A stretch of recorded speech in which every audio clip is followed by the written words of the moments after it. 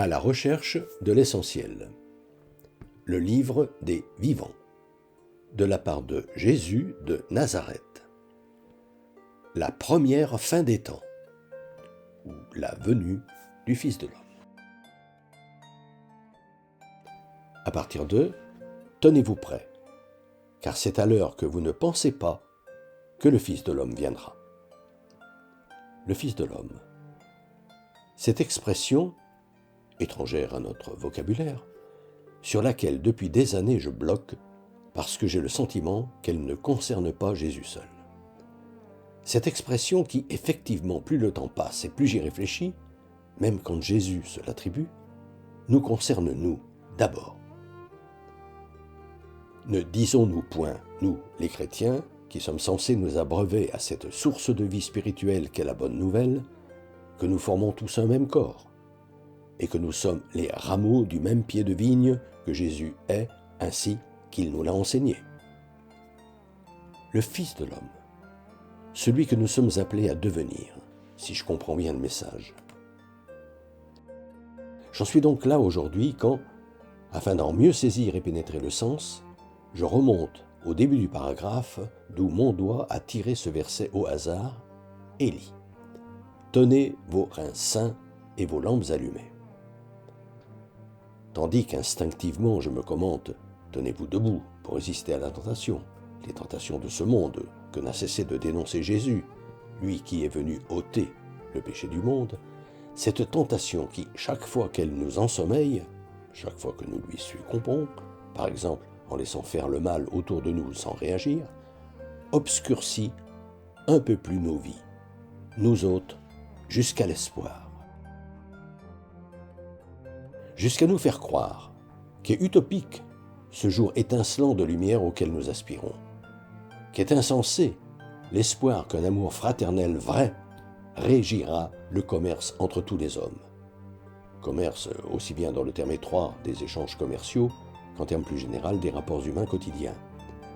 Cette tentation du non-espoir qui nous ferait douter, comme lorsqu'il pleut un peu trop longtemps, que le ciel bleu puisse même exister. Je poursuis.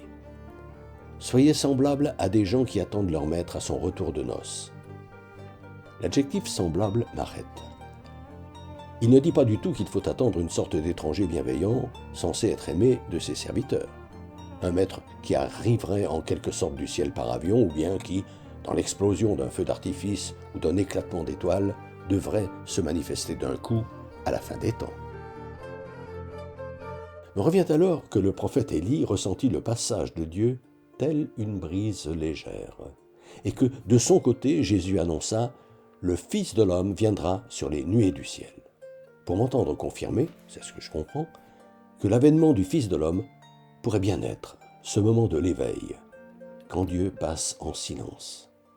Ce moment fugitif, quand est prêt à être marqué de son amour celui ou celle qui s'est mis debout pour l'attendre et l'accueillir au plus secret de sa conscience.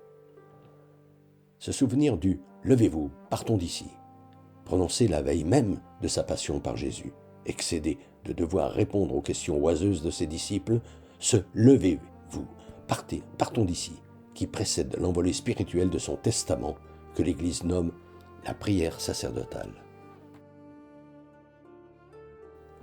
Éclair de lucidité spirituelle qu'il n'est pas dans le pouvoir des yeux de voir. Intimité de l'union avec Dieu d'une intensité telle que Jésus n'est pas parvenu à autrement le suggérer qu'en évoquant la joie des noces, ce moment fort de l'amour, son sommet, quand l'amour d'un homme et d'une femme est tel qu'ils ne font plus qu'un. Et de réaliser alors que parler en ces termes du Fils de l'homme revient à parler du royaume de Dieu, ce royaume qui vient, pour lequel Jésus nous a recommandé de devenir quelqu'un de nouveau, en veillant et priant en tout temps. Personne ne met de vin nouveau dans de vieilles outres, sinon le vin nouveau fera éclater les outres. Car telle est bien la condition que doit remplir celui qui veut participer à la joie des noces éternelles, s'il ne veut pas que passe et lui échappe la bonne nouvelle quand elle lui est annoncée. À la semaine prochaine, fraternellement. Depuis des années, environ une fois par mois, j'envoie une lettre d'information spirituelle à tout mon carnet d'adresses. Le thème du moment est, depuis janvier 2019, être chrétien, ça veut dire quoi? Si ce sujet vous intéresse, n'hésitez pas à me transmettre votre mail en vous contentant d'indiquer auditeur YouTube, vos noms et prénoms et éventuellement votre numéro de téléphone si vous souhaitez me parler.